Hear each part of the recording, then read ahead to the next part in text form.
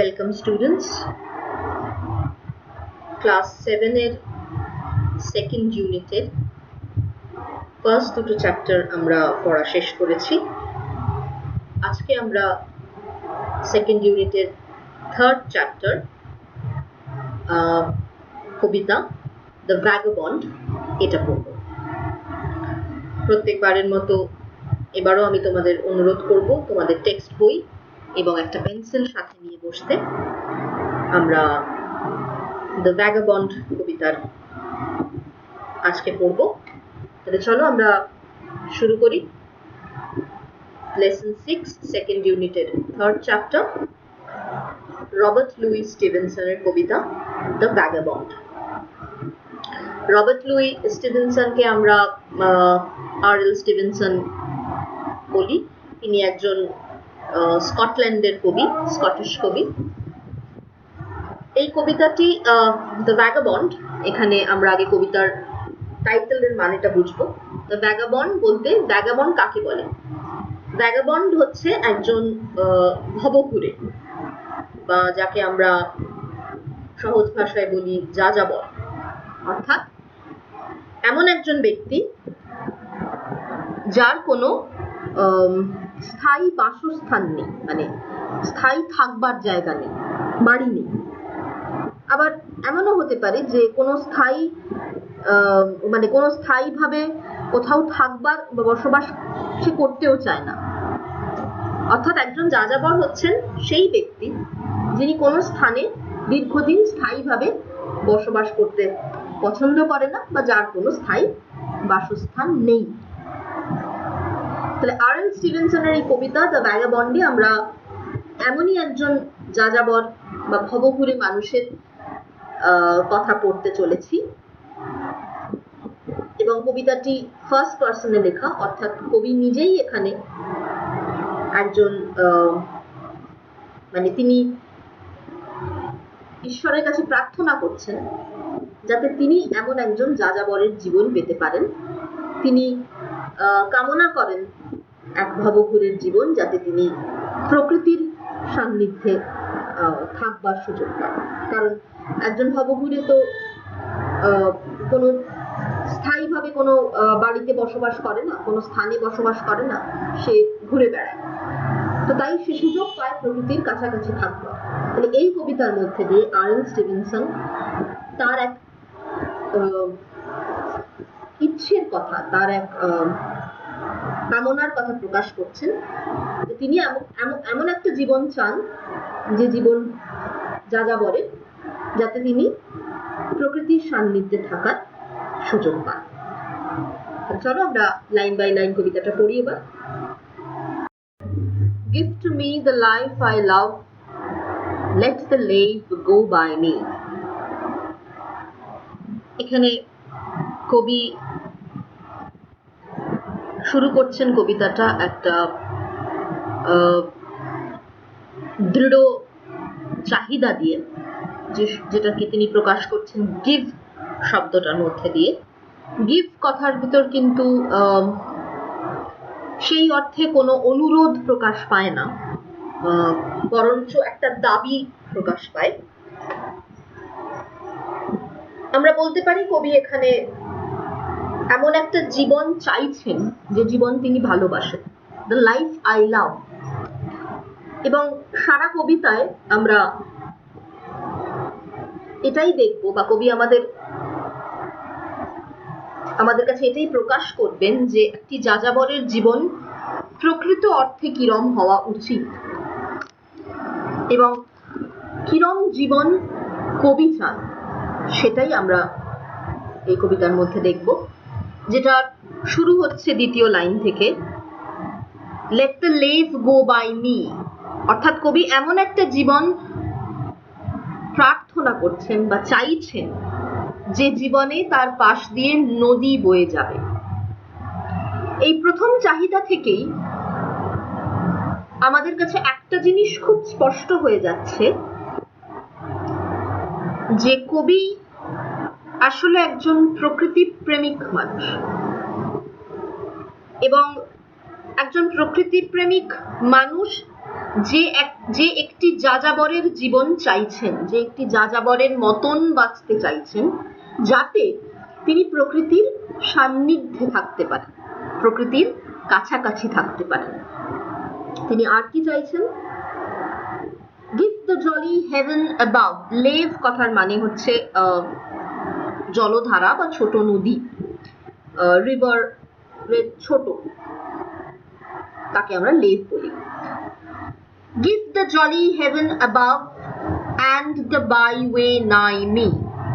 জলি কথার মানে খুব মানে এমনিতে জলি কথার মানে হচ্ছে খুব আনন্দমুখর, আমরা বলি she is a very jolly girl, মানে হাসি খুশি। তো এখানে আমরা জলি বলতে উজ্জ্বল বোঝাতে চাইছেন কবি। উজ্জ্বল, হেভেন মানে তোমরা জানো স্বর্গ, বা এক্ষেত্রে কবি কিন্তু হেভেন কথার অর্থে ব্যবহার করছেন আকাশ, কারণ তোমরা লাইনটা পড়লেই বুঝতে পারবে কেন। Give the jolly heaven above, আমার মাথার উপর একটি উজ্জ্বল আকাশ দাও। স্বর্গ দাও বললে মানেটা সুস্পষ্ট হয় না, কারণ যখন একটা মানুষ বেঁচে আছে তখন তো সে মাথার উপর স্বর্গ দেখতে পাচ্ছে না। আমরা হয়তো ধরে নিই যে আমাদের মাথার উপর স্বর্গ আছে, কিন্তু আমরা তো সেটা দেখতে পাই না বা সেটাকে অনুভব করতে পারি না। আমাদের মাথার উপর তাকালে আমরা যেটা দেখতে পাই সেটা আকাশ।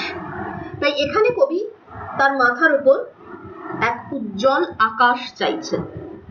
এবং আমি তোমাদের অনুরোধ করব, তোমরা যখন পড়বে কবিতাটা খেয়াল করে দেখবে প্রত্যেকটা চাহিদাই কিন্তু তার প্রকৃতির বিভিন্ন সৌন্দর্যকে ঘিরে, মানে প্রাকৃতিক বস্তু, মানে ন্যাচারাল এলিমেন্টস যাকে আমরা বলি।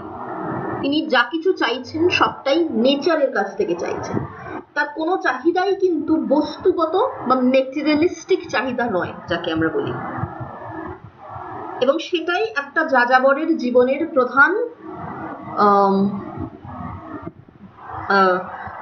মূল মন্ত্র, যে সে কোনো বস্তুগত জিনিসের প্রতি আকৃষ্ট হয় না। তাই তার কোনো স্থায়ী বাসস্থান নেই, তাই হয়তো তার জীবনে কোনো স্থায়ী বন্ধন নেই। সেটা সম্পর্কের বন্ধন বলো বা একটা বাড়ির বন্ধন বলো, কর্মের বন্ধন বলো, কোনোটাই নেই, কারণ সে বস্তুগত কোনো সুখ, বস্তুগত কোনো আনন্দ কামনা করে না। সেটাই কবি কিন্তু এই কবিতার প্রত্যেকটা লাইনে, যদি তোমরা খেয়াল করো, যে প্রত্যেকটা লাইনে কবি যে জীবনটা চাইছেন এবং সেই জীবনে যা যা চাইছেন সেই প্রত্যেকটা জিনিস কিন্তু প্রাকৃতিক বস্তু, কোনোটাই কিন্তু বস্তুগত সুখ স্বাচ্ছন্দ্যের জিনিস নয়। প্রথম কি চাইলেন?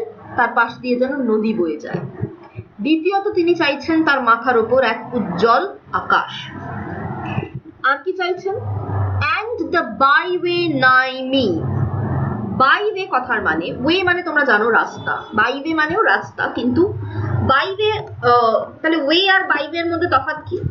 বাইওয়ে হচ্ছে যেটাকে আমরা খুব সহজ ভাষায় বলি শর্টকাট রাস্তা, বা মূল রাস্তা, যে সেই রাস্তা থেকে অনেক সময় দেখবে ছোটখাটো রাস্তা বাইফার্কেট করে যায়, এবং আমাদের যখন তাড়া থাকে তখন আমরা অনেক সময় সেই রাস্তাগুলো দিয়ে ট্রাভেল করি, কিন্তু বেশিরভাগ ক্ষেত্রে আমরা মূল রাস্তা দিয়েই হাঁটি। তার মানে যে বাইওয়ে যেটাকে কবি বলছেন সেগুলো কম ব্যবহৃত রাস্তা, সেই রাস্তায় বেশি মানুষ চলাচল করে না সবসময়। সেই রকম রাস্তা তিনি তার কাছে চাইছেন। নাই মানে কাছে, নাই মানে নিয়ার। নাই কথার মানে হচ্ছে নিয়ার। বাইওয়ে নাই মি, আমার কাছে তুমি সেই রকম একটি রাস্তা দাও যে রাস্তা দিয়ে খুব বেশি লোকজন চলাচল করে না। Bed in the bush with stars to see, bread I dip in the river. Bed in the bush, bed কথার মানে তোমরা সবাই জানো বিছানা। in the bush, bush মানে ঝোপ। তিনি ঝোপের মধ্যে নিজের বিছানা পাততে চাইছেন। with stars to see, স্বাভাবিক তিনি যদি ঝোপের ওপর মাথা দিয়ে শোন মাটিতে, জঙ্গলের মাটিতে কি যে কোন রাস্তায়, তাহলে চোখ চাইলে তিনি মাথার উপর রাত্রিরের উজ্জ্বল নক্ষত্র খচিত আকাশই দেখতে পাবেন, এবং সেটাই কবি চাইছেন। কবি চাইছেন ঝোপের মধ্যে বিছানা পাততে যেখানে মাথা রাখলেই তিনি চোখের সামনে তারায় ভরা আকাশ দেখতে পাবেন। আর কবি তার খাদ্যদ্রব্য সেটাকে তিনি ইঙ্গিত করছেন ব্রেড বলে, অর্থাৎ রুটি, যা তার ক্ষুধা নিবারণ করবে। Bread I deep in the river. Deep কথার মানে ডোবানো, ডুবিয়ে খাওয়া, যেরকম ভাবে আমরা চায় বিস্কুট ডুবিয়ে অনেকে খায়। তো bread I deep in the river অর্থাৎ এখানে কিন্তু তুমি যদি শব্দগত লাইনের শব্দ অনুসারে মানে করো তাহলে মনে হবে রুটিটা নদীর জলে ডুবিয়ে খাবো। এক্স্যাক্টলি সেটা কবি মিন করছেন না। কবি বলতে চাইছেন আমার ক্ষুধা নিবৃত্তির জন্য সামান্য রুটি হলেই চলবে, এবং আমার তৃষ্ণা মেটাবে নদীর জল। মানে আমার যখন জল তেষ্টা পাবে আমি নদীর জল খাবো, এবং তাতেই আমার তৃষ্ণা মিটবে। তাহলে ঝোপের মধ্যে তিনি বিছানা পাততে চাইছেন যাতে চোখের সামনে তারা ভরা আকাশ তিনি দেখতে পান, এবং কবির ক্ষুধা নিবৃত্তির জন্য শুধু তিনি রুটি হলেই চলবে। অনেক রকমের পদের রান্না, অনেক কিছু তিনি চাইছেন না। পেটের খিদে মেটাবার জন্য সামান্য রুটি হলেই তার চলবে, আর নদীর জল তার তৃষ্ণা মেটাবে। তাহলে কত সামান্য জিনিস দিয়ে তিনি তার জীবন অতিবাহিত করতে চাইছেন, কিন্তু তার একমাত্র চাহিদা তার জীবনটা যেন একটা যাযাবরের জীবন হয়, এবং সেই জীবনে যেন তিনি তার পাশে নদীর স্রোত দেখতে পান, মাথার উপর উজ্জ্বল আকাশ দেখতে পান, আর পায়ের তলায় যেন এগিয়ে যাওয়ার জন্য একটা পথ দেখতে পান। There's the life for a man like me. There's the life forever. ভীষণ ইম্পর্টেন্ট লাইন। কবির মতে এটাই একটি যাযাবরের জীবন, কারণ কবি এরকমই একটি যাযাবরের জীবন চাইছেন নিজের জন্য, এবং এটাই একটি প্রকৃত যাযাবরের জীবন। এবং তিনি আমৃত্যু, ফর এভার কথাটি ব্যবহার করছেন, আমৃত্যু, তিনি এরকমই একটি বন্ধনহীন যাযাবরের জীবন চান, একটি ভবঘুরের মতো বাঁচতে চান। বন্ধনহীন কেন বলছি? কারণ তুমি যেই একটা স্থায়ী জায়গায় বসবাস করবে সেখানে তোমার সম্পর্ক তৈরি হবে, সেখানে তুমি নানান জিনিসের প্রতি মায়ায় আকৃষ্ট হবে, এবং মায়া অর্থাৎ বন্ধন। যে জিনিসের প্রতি তোমার মায়া আছে, যে জিনিসের প্রতি তোমার আকর্ষণ আছে, সে জিনিসটাই তোমাকে বেঁধে রাখতে চাই। এবং কবি বা যে কোনো যাযাবর, এখানে আমরা যাযাবর বলতে কবিকেই মিন করছি, কোনো বন্ধন তারা পছন্দ করে না, তাই তারা কোনো স্থায়ী জায়গায় বসবাস করে না, যাতে সেই গৃহের প্রতি বা সেই গৃহের বসবাসকারী মানুষদের প্রতি তারা মায়ার বাঁধনে আটকা পড়ে যায়। কবি বলছেন এটাই একটি ভবঘুরের জীবন, যেখানে সে শুধু এগিয়ে যাবে, পথ চলবে, তার পাশ দিয়ে নদীর স্রোত বয়ে যাবে, মাথার উপর উজ্জ্বল আকাশ থাকবে, পায়ের নিচে পথ থাকবে, খিদে পেলে সামান্য রুটিতেই তার চলে যাবে, এবং তেষ্টার জন্য থাকবে নদীর জল। এটাই তো ভবঘুরের জীবন, এবং এমনই একটি যাযাবর, বন্ধনহীন যাযাবরের জীবন আমি চাই, অর্থাৎ কবি চান। এখানে আমাদের ফার্স্ট স্ট্যান্জা শেষ হচ্ছে। Second স্ট্যান্জা। Let the blow fall soon or late, let what will be o'er me. এখানে কবি জীবনের একটি ঘাত প্রতিঘাত বা সংঘাতের সময়ের কথা বলছেন। Let the blow fall soon or late. Blow কথার মানে আঘাত। এখানে কবি বলতে চাইছেন যে এটা খুব স্বাভাবিকভাবেই তোমরা বুঝতে পারবে যে একটা যাযাবরের জীবন তোমাদের আমাদের জীবনের মতো নয়, তার থেকে অনেক বেশি কঠিন। তার প্রধান কারণ হচ্ছে যে তার মাথার উপর কোনো স্থায়ী বাসস্থান নেই, কোনো ছাদ নেই, যার ফলে নানান রকম বাধা বিঘ্ন তাকে সম্মুখীন হতে হয়, বাধা বিঘ্নের সামনে পড়তে হয়, অনেক প্রাকৃতিক দুর্যোগের সামনে পড়তে হয়। এখানে কবি সেই সমস্ত প্রতিকূল পরিস্থিতিকে ব্লো বলছেন, অর্থাৎ আঘাত। বিভিন্ন রকম আঘাত। কবি কিন্তু কোনো নির্দিষ্ট যে একমাত্র ঝড় বৃষ্টি হলে কোথায় থাকবো, বা খিদে পেলে কি খাবো, বা একাকিত্বে ভুগলে কার সাথে কথা বলবো, কোনো পার্টিকুলার আঘাতের কথা বলছেন না। কিন্তু জীবনে চলার পথে যত রকমের প্রতিকূল পরিস্থিতি আসতে পারে, যত রকমের আঘাত একটা মানুষের জীবনে একজন মানুষকে ফেস করতে হয়, সেই সমস্ত আঘাত কোনো না কোনোদিন আমাদের জীবনে আসবে। সেটাই কবি বলছেন, let the blow fall soon or late. Soon মানে তাড়াতাড়ি, লেট মানে দেরি। অর্থাৎ ব্লো বলতে কবি প্রাকৃতিক বিপর্যয় হতে পারে, সেটা নানান রকম দুর্যোগ হতে পারে, অন্য কোনো রকম সমস্যা হতে পারে, বা এমনকি মৃত্যুও হতে পারে। এটাও কিন্তু তোমাদের মাথায় রাখতে হবে যে হয়তো তিনি সেই ফাইনাল ব্লো এর কথাও বলছেন, আঘাত, যেটা কোনো না কোনোদিন আমাদের জীবনে আসবে। পৃথিবীতে এমন কোনো মানুষ নেই, আমাদের মধ্যে আমরা কেউ বলতে পারি না যে আমাদের জীবনে কোনোদিন কোনো রকম কোনো দুর্যোগ, দুর্ঘটনা, প্রতিকূল পরিস্থিতি, আঘাত আসেনি। একটা মানুষ তার গোটা জীবদ্দশায় কোনোদিন কোনো আঘাত পাবেন না, কোনোদিন কোনো প্রতিকূল পরিস্থিতির সম্মুখীন হবেন না, কোনো বাধা বিপত্তি তাকে অতিক্রম করতে হবে না, এমনটা হতে পারে না। তাই কবি বলছেন একটা যাযাবরের জীবনেও যত রকমের বাধা বিপত্তি, দুর্যোগ, হয়তো মৃত্যু, সবকিছুই কোনো না কোনোদিন আসবে, নয় আগে আসবে, নয় পরে আসবে, কিছুদিন বাদে আসবে। Let what will be over me. সবকিছু আমার উপর আসুক, আমার তাতে কোনো আপত্তি নেই। আমি সবকিছুকে দৃঢ় চিত্তে গ্রহণ করব, তার সাথে লড়াই করব, সেই প্রতিকূল পরিস্থিতির সাথে আমি ফাইট করব, আমি হার মানব না। এবং আমি কখনোই তোমার কাছে প্রার্থনা করব না যে তুমি আমাকে সেই সব প্রতিকূল পরিস্থিতির থেকে দূরে রাখো, বা আমাকে সেই সব প্রতিকূল পরিস্থিতির যেন সম্মুখীন না হতে হয়, আমি কোনোদিন সেটা বলবো। কিন্তু আমি কি চাইবো? give the face of earth around and the road before me। তার মানে কবি এখানে বলছেন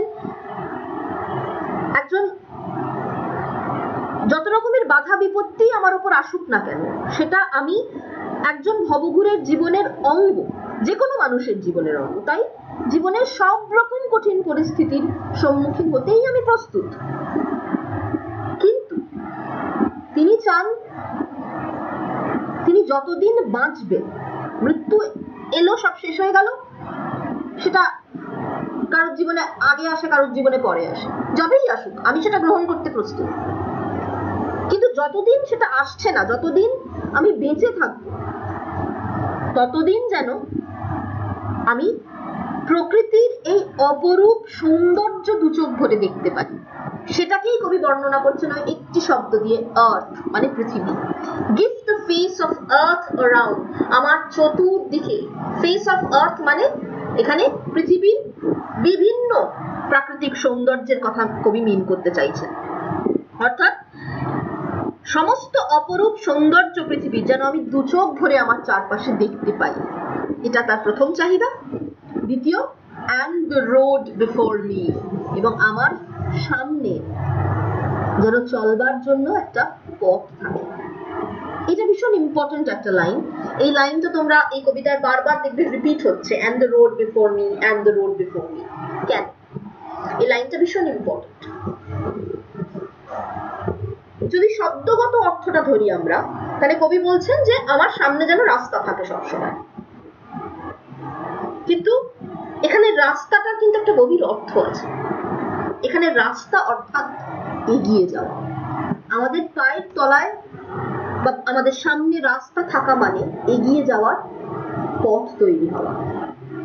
একজন ভবঘুরের জীবনের সব থেকে অসহনীয় কষ্ট হয়তো এগিয়ে যেতে না পারা, কোনো একটা জায়গায় আটকে যাওয়া। তাই তাকে তো যাযাবর এই কারণেই বলা হয়, কারণ সে কন্টিনিউয়াসলি মুভিং, কন্টিনিউয়াসলি চেঞ্জিং, সে সবসময় এগোতে থাকে, স্থান পরিবর্তন করতে থাকে। এই স্থান পরিবর্তন করবার জন্য তো তাকে এগিয়ে যেতে হবে, আর এগিয়ে যাওয়ার জন্য তার সামনে একটা রাস্তা থাকা খুব দরকার, অর্থাৎ পথ থাকা দরকার। তাই কবি বারবার বলছেন যত রকম আঘাত বিপত্তি আমার উপর নেমে আসুক আমি গ্রহণ করে নেব, কিন্তু যতদিন আমি বেঁচে থাকবো আমার চারপাশে যেন আমি দু চোখ ভরে পৃথিবীর অপরূপ সৌন্দর্য দেখে যেতে পারি, আর আমি যেন সর্বক্ষণ সামনের দিকে এগিয়ে যেতে পারি, আমি যেন কোথাও থেমে না থাকি। আর এই সর্বক্ষণ সামনের দিকে এগিয়ে যাওয়ার জন্য আমার কি প্রয়োজন? আমার সামনে একটা হাঁটবার জন্য রাস্তা প্রয়োজন, সেই রাস্তাটা যেন আমি সবসময় আমার সামনে পাই। Wealth I seek not, hope nor love, nor a friend to know me. এবারে কবি বলছেন আমার কি কি চাই না। এখান থেকে অনেক প্রশ্ন আসে, কবি কি কি চান না। কবি কি চাইছেন না? স্বাভাবিকভাবেই ওয়েলথ মানে ধন সম্পদ, আমার ধন সম্পদের কোনো প্রয়োজন নেই, অর্থের কোনো প্রয়োজন নেই। আই সিক নট, সিক মানে খোঁজা বা কামনা করা, প্রার্থনা করা, চাওয়া, তাহলে আমি চাই না। স্বাভাবিক, যে যাযাবর সে কোনোদিনই ধন সম্পদ কামনা করে না, তাই সে যাযাবর। এবং নর হোপ নর লাভ, খুব সুন্দর কথা। হোপ মানে আশা, লাভ মানে ভালোবাসা। তাহলে আমি আমার জীবনে কোনো আশাও চাই না। যেমন সবসময় দেখবে আমাদের গুরুজনেরা বলেন যে আমাদের একটা প্রবাদই আছে, আশায় বাঁচে চাষা। অর্থাৎ আশা আছে তাই আমরা এগিয়ে যেতে পারছি।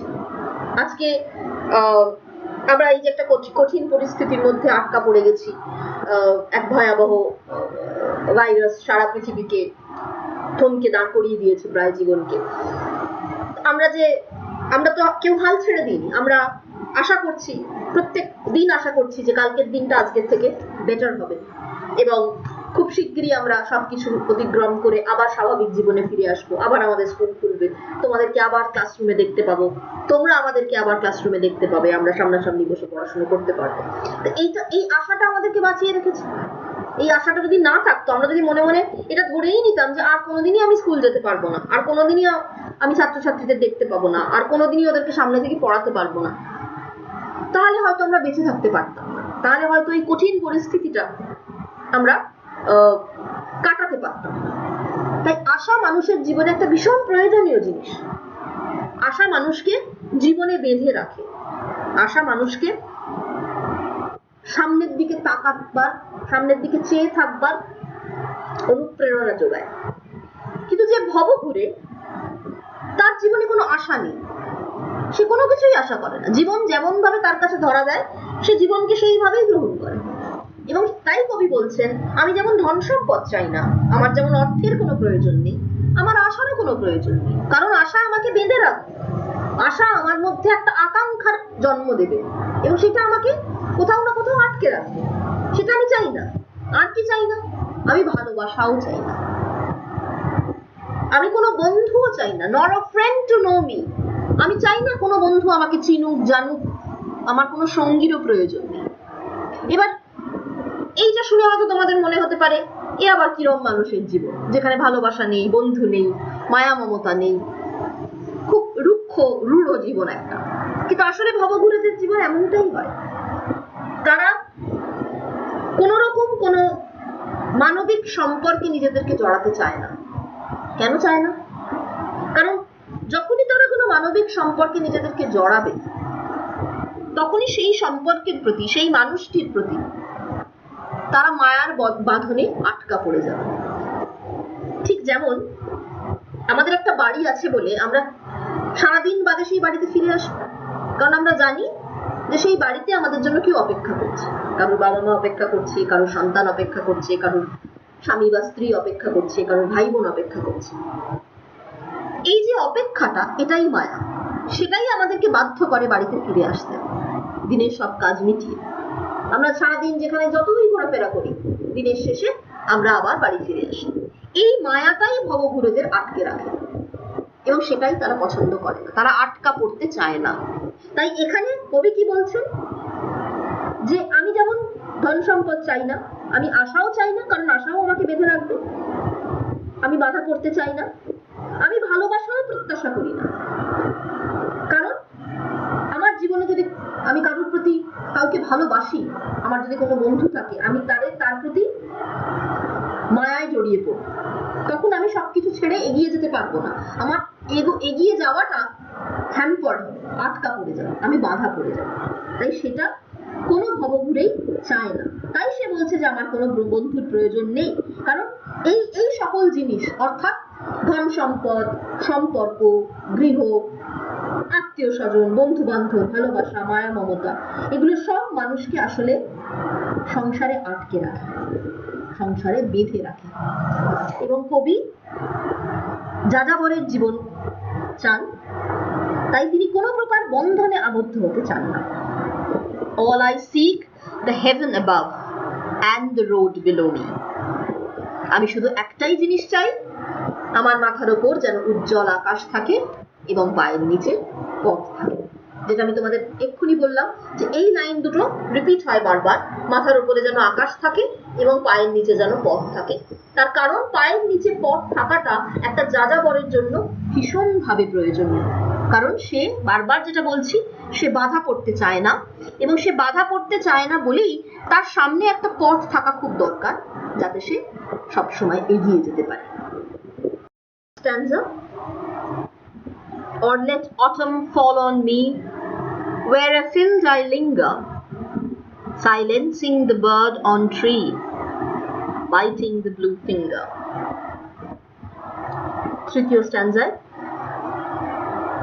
দ্বিতীয় স্ট্যান্জাটাতে কবি বললেন যে জীবনের সব রকম বাধা বিপত্তি তিনি গ্রহণ করতে প্রস্তুত আছেন, শুধু তার এইটুকুই চাহিদা যে তিনি যেন যতদিন বেঁচে থাকবেন পৃথিবীর অপরূপ সৌন্দর্য যেন তিনি দুচোখ ভরে তার চারদিকে দেখতে পান, মাথার উপর আকাশ পান, পায়ের নিচে চলবার জন্য পথ পান। এছাড়া তার আর কোনো কিছুই চাহিদা নেই, ধন সম্পদ, ভালোবাসা, বন্ধুত্ব, আশা, কোনো কিছুই তিনি কামনা করেন না। মাথার উপরের উন্মুক্ত আকাশ আর পায়ের নিচের অনন্ত পথ যা তাকে এগিয়ে নিয়ে যাবে। তৃতীয় স্ট্যান্জা কবি শুরু করছেন or let autumn fall on me, অর্থাৎ শরৎকাল। কবি বলছেন শরৎকাল আমার ওপর ঝরে পড়ুক। শরৎকাল আসলে শীতকালের বার্তাবাহক, অর্থাৎ শরৎকাল আমাদেরকে শীতের বার্তা নিয়ে আসে। এবার তোমাদের মনে হতে পারে কবি সব ঋতু ছেড়ে, সব কাল ছেড়ে শরৎকালের কথা কেন বলছেন? তার কারণ শীতকালটা একজন ভবঘুরের জন্য ভীষণ কঠিন সময়। তোমরা বুঝতেই পারবে যে শীতকালে একটা গৃহহীন মানুষের পক্ষে শুধু প্রকৃতির আশ্রয় থাকা খুব কঠিন, খুবই কঠিন। এবং তাই জন্য কবি বলছেন যে শরৎকাল এই সময়টা, আমি জানি আমি যেহেতু একজন ভবঘুরের জীবন চাইছি এবং আমি গৃহহীন মানুষ হতে চাই, যে কোনো গৃহহীন মানুষের পক্ষে এটা খুব কঠিন সময়। কবি মাঠের মধ্যে ঘুরে বেড়াতে চাইছেন। or let autumn fall on me, শরৎকাল আমার উপর ঝরে পড়ুক। কোথায়? where afield I linger, afield মানে মাঠের মধ্যে, হ্যাঁ, afield মানে মাঠের মধ্যে, উদ্দেশ্য, afield মানে মাঠের মধ্যে, আর linger মানে উদ্দেশ্যবিহীন ভাবে ঘুরে বেড়ানো। linger মানে loiter, কোনো বিনা উদ্দেশ্যে পাইচারি করা, ঘুরে বেড়ানো। কবি শরৎকালে মাঠের মধ্যে ঘুরে বেড়াতে চাইছেন। কোন সময়? silencing the bird on tree, silencing মানে, silence মানে তোমরা জানো নীরব, নীরব করে দেওয়া পাখিদেরকে। খুব মন দিয়ে এই জায়গাটা দেখো, কোন জিনিসটা পাখিদেরকে নীরব করে দেয়? শীতকালের আবহাওয়া, অর্থাৎ ঠান্ডা। শীতকালে পাখিরা আর গাছের ডালে বসে ডাকে না, অর্থাৎ শীতকালে সেই কঠিন আবহাওয়া, সেই আবহাওয়ায় আমি মাঠের মধ্যে ঘুরে বেড়াতে চাই, যে আবহাওয়ায় পাখিরা নীরব হয়ে যায়। biting the blue finger, blue কথার অর্থ এখানে কবি বলছেন শীতে আমাদের হাত পা ঠান্ডা হয়ে যায়, যেটাকে আমরা বলি তীব্র শীতে তার হাত পা যখন ঠান্ডা হয়ে যাবে সেরম সময় তিনি মাঠে ঘুরে বেড়াতে চান। তার মানে এই প্রথম 4টে লাইনে কবি একটা দৃশ্য তুলে ধরছেন, শীতের ঠিক আগের সময় অর্থাৎ শরৎকাল, যখন যে সময় গাছের পাতা ঝরছে, এবং কবি বলছেন সেই গাছের পাতা শরৎকাল আমার উপর ঝরে পড়ুক, অর্থাৎ গাছের শুকনো পাতা আমার উপর ঝরে পড়তে থাকুক। আমি জানি গৃহহীন মানুষের পক্ষে এই সময়টা খুব কঠিন, কিন্তু তা সত্ত্বেও কবি এতটাই প্রকৃতিকে ভালোবাসেন যে তিনি প্রকৃতির মধ্যে, মাঠের মধ্যে ঘুরে বেড়াতে চান, এবং যখন তার উপর শুকনো পাতা ঝরে পড়বে শরৎকালে, তখন তিনি মাঠে ঘুরে বেড়াতে চান। এবং তীব্র শীতে, প্রবল শীতে পাখিরা যখন আর গান গাইতে পারবে না, silencing the bird on tree, তারা যখন নীরব হয়ে যাবে, সেই তীব্র শীতের প্রকোপে কবির হাতের আঙুল নীল হয়ে যাবে, ঠান্ডায় জমে যাবে। এবং এই 4টে লাইনের মধ্যে দিয়ে কবি আমাদেরকে বোঝাতে চাইছেন যে একজন ভবঘুরে বা একজন যাযাবরের জীবনের যে কঠিন পরিস্থিতির সম্মুখীন তাকে হতে হয়, যেহেতু সে গৃহহীন, তাই যেসব প্রাকৃতিক দুর্যোগের সম্মুখীন তাকে হতে হয় সেইগুলো কবি আমাদের সামনে তুলে ধরছেন। White as meal the frosty field, warm the fireside heaven. খুব মন দিয়ে সময়টা। White as meal, মিল কথার মানে তোমরা জানো খাদ্যদ্রব্য। এইখানে আমি কোনো মানে লিখিনি, তার কারণ হচ্ছে এখানে মিল কথার অনেক রকম মানে হয়। এমনিতে তোমরা জানো যে মিল কথার মানে খাদ্যদ্রব্য, যে কোনো খাবারকেই আমরা মিল বলি, কিন্তু এখানে কিন্তু কবি পার্টিকুলারলি একটা জিনিসের কথা বলছেন, অর্থাৎ তোমাদের বইতেও দেখবে এটার মানে দেওয়া আছে, যে কোনো শস্যের grains of cereals after coarse grinding, অর্থাৎ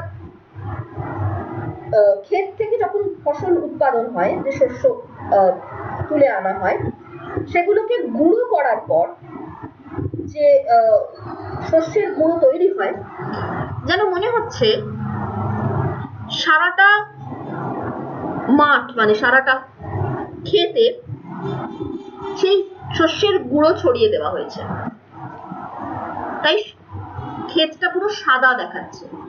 আসলে সেটা কিন্তু শস্য ক্ষেত নয়, সেটা কি? White as meal the frosty field. Frosty কথার মানে তুষারাবৃত। ফ্রস্টি কথার মানে, ফ্রস্ট মানে তুষার, ফ্রস্টি মানে তুষারাবৃত। তার মানে গোটা মাঠটা, মানে শস্য ক্ষেতটা সাদা বরফে ঢেকে গেছে। সাদা বরফে ঢাকা মাঠটি কি মনে হচ্ছে যেন শস্যের গুঁড়ো, মানে গমের গুঁড়ো দিয়ে ঢাকা, কেউ যেন ছড়িয়ে দিয়েছে গমের গুঁড়ো, কিন্তু সেটা আসলে কিন্তু সাদা বরফে Dhaka. warm the fireside heaven. heaven কথার মানে, এখানে কিন্তু heaven নয়, বানানটা খেয়াল করো, HAVEN। heaven মানে নিরাপদ আশ্রয়। এইখানে আমি তোমাদের সামনে একটা কন্ট্রাস্ট তুলে ধরবো। আমরা যারা সাধারণ মানুষ, যাদের প্রত্যেকের বসবাস করবার একটা স্থায়ী বাসস্থান আছে, আমরা শীতকালে কি করি? উষ্ণতা খুঁজি। সেটা সোয়েটারের উষ্ণতা হোক, কি বাড়ি ফিরে এসে গরম জলে হাত মুখ ধোয়ার উষ্ণতা হোক, কিংবা আরো তীব্র ঠান্ডা পড়ে যেসব শীতের দেশে, সেখানে ঘরের মধ্যে ফায়ার সাইড মানে আগুন জ্বালিয়ে আগুনের উষ্ণতা নেওয়া। কিন্তু যে কোনো পরিস্থিতিতেই শীতকালটাকে আমরা কিভাবে লড়াই করি? বিভিন্ন উষ্ণতার আশ্রয় নিয়ে। কিন্তু একজন গৃহহীন মানুষ, যে একজন ভবঘুরে, যে তার কাছে কিন্তু বাড়ির এবং আর একটা জিনিসও বলি, তুমি যেই ডাইরেক্টলি প্রকৃতির মাঝখানে গিয়ে দাঁড়াবে, তোমার অনেক বেশি ঠান্ডা লাগবে খোলা জায়গায় দাঁড়িয়ে থাকলে। সেখানে যেহেতু আমরা ঘরের মধ্যে ঢুকে আসি, এমনিতেই জানলা দরজা বন্ধ থাকলে আমরা অনেক বেশি কমফোর্টেবল ফিল করি, বাইরের ঠান্ডা বাতাস আমাদের স্পর্শ করতে পারে না। তাহলে এরকম অবস্থায় একটা মানুষ তোমরা কল্পনা করো, যার নিজের বাড়ি নেই, যে গৃহহীন, তার মানে তাকে তো সবসময় সেই প্রকৃতির খোলা আকাশের নিচেই থাকতে হচ্ছে। তাহলে তার কিন্তু কোনো উষ্ণতা নেই, যে উষ্ণতা দিয়ে সে সেই তীব্র শীতকে দূরে রাখতে পারে বা লড়াই করতে পারে তার সাথে।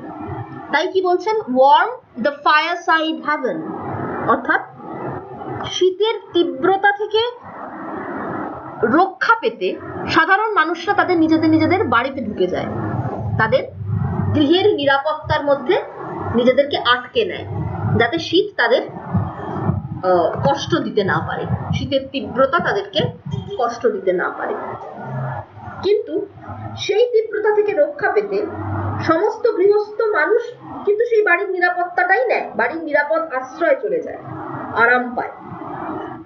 কিন্তু তখন সেই ভবঘুরে তার তো সেই নিরাপদ আশ্রয়টা নেই, তাহলে সে কি করছে, সে কোথায় নিরাপদ আশ্রয় খুঁজছে বা হেভেন খুঁজছে? ভবঘুরে মাঠের এক স্থানে জ্বলন্ত আগুনের উত্তাপে সেই নিরাপত্তা খুঁজে পায়। তার কাছে হয়তো বাড়ির চার দেওয়ালের ঘেরাটোপটা নেই, বাড়ির চার দেওয়ালের নিরাপদ আশ্রয় নেই, কিন্তু তবু সে মাঠের এক কোণে কিছু কাঠ জোগাড় করে আগুন জ্বালিয়ে প্রকৃতির কোলে বসে সেই আগুনের উত্তাপে নিজেকে নিরাপদ বোধ করে, নিরাপদ আশ্রয় খুঁজে পায়। Not to autumn will I yield, not to winter even. Yield কথার মানে হার স্বীকার করা বা আত্মসমর্পণ করা। ভীষণ ইম্পর্টেন্ট দুটো লাইন কবি এখানে বলছেন। এই পার্টিকুলার স্ট্যান্জাটাতে, তৃতীয় স্ট্যান্জাতে কবি আমাদের সামনে তুলে ধরছেন একজন ভবঘুরে মানুষের জীবনের নানান বিপর্যয়ের কথা, নানান প্রতিবন্ধকতার কথা, যেটা খুব স্বাভাবিকভাবেই একজন গৃহহীন মানুষকে ফেস করতে হয়। কিন্তু তা সত্ত্বেও তিনি স্ট্যান্জাটা শেষ করছেন এই দুটো লাইন বলে, যে যতই আমার শীতে কষ্ট হোক, যতই আমার গৃহের নিরাপদ আশ্রয় না থাক, তবু আমি শরৎকালের কাছেও আত্মসমর্পণ করব না, শীতকালের কাছেও আত্মসমর্পণ করব না। তার মানে কবি কিন্তু কখনোই এটা বলছেন না যে আমি ততদিনই ভবঘুরে থাকবো যতদিন আমার কষ্ট হবে না, আমার যেই কষ্ট হবে আমি আমার বাড়িতে ফেরত চলে আসবো না, কখনোই না। তিনি কবিতাটা শুরু করেছেন যে চাহিদা দিয়ে, তিনি কিন্তু সেটাই কন্টিনিউয়াসলি বলে চলেছেন যে আমার শুধু একটি বন্ধনহীন যাযাবরের জীবন চাই। আমি জানি সেই বন্ধনহীন যাযাবরের জীবনে গৃহের নিরাপত্তা নেই, এবং শীতকালে আমি সেটা সব থেকে বেশি ফিল করব, কারণ সেখানে আমার গৃহের উত্তাপের প্রয়োজন, যেখানে আমি বসে নিজের শরীরকে গরম করতে পারবো, আমি শীতের সাথে লড়াই করতে পারবো। আমি জানি সেটা আমি পাবো না, কিন্তু তা সত্ত্বেও আমি মাঠের কোণে কাঠের আগুন জ্বালিয়ে সেই উত্তাপ অনুভব করার চেষ্টা করব। আমার খুব কষ্ট হবে হয়তো, কিন্তু তার সত্ত্বেও কবি কিন্তু স্বীকার করছেন যে নানান প্রাকৃতিক প্রতিকূল পরিস্থিতির মধ্যে দিয়ে তাকে যেতে হবে, কিন্তু তা সত্ত্বেও তিনি শরৎকাল বা শীতকাল কারুর কাছেই আত্মসমর্পণ করতে রাজি নন। এখানে আমাদের থার্ড স্ট্যান্জা শেষ হচ্ছে। তৃতীয় স্ট্যান্জাটা কবি শেষ করছেন এইটা বলে যে শত অসুবিধে সত্ত্বেও, হাজার প্রতিকূল পরিস্থিতির সম্মুখীন হয়েও তিনি শীতের কষ্টের কাছে পরাজয় স্বীকার করবেন না। চতুর্থ স্ট্যান্জাটা তোমরা যদি লক্ষ্য করে দেখো, দ্বিতীয় স্ট্যান্জার রেপিটেশন, দ্বিতীয় স্ট্যান্জাটাই কিন্তু আবার চতুর্থ স্ট্যান্জায় রিপিট করা হয়েছে। এটার একটা বিশেষ কারণ আছে, আমি পুরো কবিতাটা আরেকবার সামারাইজ করে দেবো শেষ করার আগে। তার আগে এই রিপিটেশনটা কেন হয়েছে সেটা একটু বলি, কারণ এখান থেকে অনেক সময় প্রশ্ন আসে কেন দ্বিতীয় স্ট্যান্জাটা রিপিট করেছেন কবি। তোমরা তার আগে আমরা একটু দেখে নিই আরেকবার দ্বিতীয় স্ট্যান্জায় কবি কি বলেছিলেন। দ্বিতীয় স্ট্যান্জাটাতে কবি শুরু করছেন এই বলে যে মানুষের জীবনে নানান রকম চলার পথে নানান রকম প্রতিকূল পরিস্থিতি, আঘাত, বিপদ, বিপর্যয়ের সম্মুখীন আমাদের সকলকেই হতে হয়, সেটা খুব স্বাভাবিক। এবং কবিও একটা যাযাবরের জীবন চাইছেন, যখন তিনি জানেন যে তার জীবনেও নানান ঘাত প্রতিঘাত, নানান প্রতিকূল পরিস্থিতি আসবে এবং সেটা হয়তো একটা সাধারণ মানুষের থেকে অনেক বেশি আসবে, কারণ তিনি গৃহহীন, তাই নানান রকম প্রাকৃতিক বিপর্যয় সম্মুখীন তাকে হতে হয়। এবং সবচেয়ে বড় যে আঘাতের কথা তিনি বলছেন, যে মৃত্যু, সেই সমস্ত আঘাতকে তিনি সানন্দে দৃঢ়চিত্তে গ্রহণ করতে প্রস্তুত আছেন, শুধু যদি তার একটাই চাহিদা যে যতদিন তিনি বেঁচে থাকবেন তিনি যেন তার চারপাশে পৃথিবীর অপরূপ সৌন্দর্য দেখে যেতে পারেন। Give the face of earth around and the road before me. পৃথিবীর নানান প্রাকৃতিক সৌন্দর্য তিনি দু চোখ ভরে দেখে যেতে চান যতদিন তিনি বেঁচে থাকবেন, এবং পায়ের নিচে এগিয়ে যাওয়ার জন্য পথ চান। তাছাড়া তিনি ধনসম্পদ, সম্পর্ক, বন্ধুত্ব, ভালোবাসা, আশা কোনো কিছুরই প্রত্যাশা তিনি করেন না, কারণ এই সব কিছুই আসলে মায়ার জন্ম দেয় এবং সেই মায়া মানুষকে গৃহে বন্দী করে রাখে, একটা স্থানে আটকে রাখে, যেটা একটা যাযাবরের জীবনের পক্ষে ক্ষতিকারক। তাই কবি এক বন্ধনহীন জীবন চান, তাই তিনি কোনো মায়ার বাঁধনে আটকা পড়তে রাজি নন। এই সেকেন্ড স্ট্যান্জাটাকেই কবি আবার ফোর্থ স্ট্যান্জায় রিপিট করেছেন। কেন করছেন?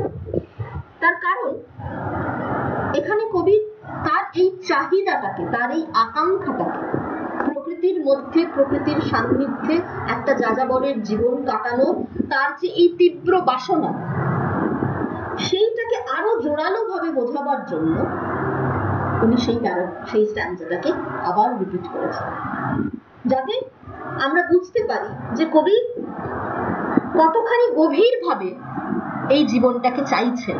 কোন জীবন? বন্ধনহীন, মুক্ত যাযাবরের বা এক ভবঘুরের জীবন, যে জীবনে শুধু মাথার উপর উজ্জ্বল আকাশ প্রয়োজন, পায়ের নিচের পথ প্রয়োজন, পাশে একটা নদীর প্রয়োজন, আর ধন সম্পদ, সম্পর্ক, বন্ধুত্ব, ভালোবাসা কোনো কিছুই যেন তাকে আটকে রাখতে না পারে। কোনো মায়ার বাঁধনেই তিনি বাধা পড়তে চান না। তাই বন্ধনহীন সেই উন্মুক্ত জীবনের প্রতি তার সেই তীব্র আকর্ষণটাকে গভীরভাবে বোঝাবার জন্য কবি দ্বিতীয় স্তবকটিকে আবার রিপিট করেছেন। এবং প্রকৃতির মাঝে তিনি থাকতে চান, এবং প্রকৃতির সান্নিধ্যে থাকার সব থেকে সহজ উপায় হচ্ছে একটি যাযাবরের জীবন বেছে নেওয়া। সেটাই তিনি করতে চাইছেন, এবং সেই চাহিদাটাকে বারবার খুব জোরের সঙ্গে প্রকাশ করার জন্য তিনি সেকেন্ড স্ট্যান্জাটাকে ফোর্থ স্ট্যান্জায় আবার রিপিট করেছেন। ঠিক আছে, তাহলে এখানে আমাদের কবিতাটার লাইন বাই লাইন এক্সপ্লেনেশন শেষ হচ্ছে। আমি তোমাদের হোমওয়ার্কটা আরেকবার বলে দিই। তোমরা অ্যাক্টিভিটি 1টা করবে, চুজ দ্য কারেক্ট আনসার, আর তারপরে activity 2 true false, activity 3 complete the sentence কবিতা থেকে নিয়ে, অ্যাক্টিভিটি 4 এ আছে কোয়েশ্চেন আনসার, সেটা আমি তোমাদের লিখে পাঠাবো। অ্যাক্টিভিটি 1, 2, 3টা তোমরা করবে, আর অ্যাক্টিভিটি 5, অ্যাক্টিভিটি 6, তাহলে শুধু 4 এরটা বাদ দিয়ে অ্যাক্টিভিটি 1, 2, 3, 5, 6 এইটা তোমাদের হোমওয়ার্ক। আশা করি ভিডিওটা যদি তোমরা একটু মন দিয়ে দেখো, আর আমি ভিডিওর সাথে যে পিডিএফটা পাঠাবো সেটা করলে তোমাদের কবিতাটা বুঝতে আর কোনো অসুবিধা হবে না। তোমরা অবশ্যই হোমওয়ার্কগুলো করো, এবং আমি এক্সারসাইজটা করে যখন পিডিএফ আপলোড করব প্রশ্ন উত্তরগুলো অবশ্যই খাতায় লিখে নিও। তোমাদের যদি কোনো প্রশ্ন থাকে বা কোনো অসুবিধে হয় কিছু বুঝতে, তোমরা অবশ্যই আমার সাথে হোয়াটসঅ্যাপে যোগাযোগ করতে পারো। আমাদের সেকেন্ড ইউনিটের থার্ড চ্যাপ্টার ভ্যাগাবন্ড আমরা আজকে পড়লাম। Thank you.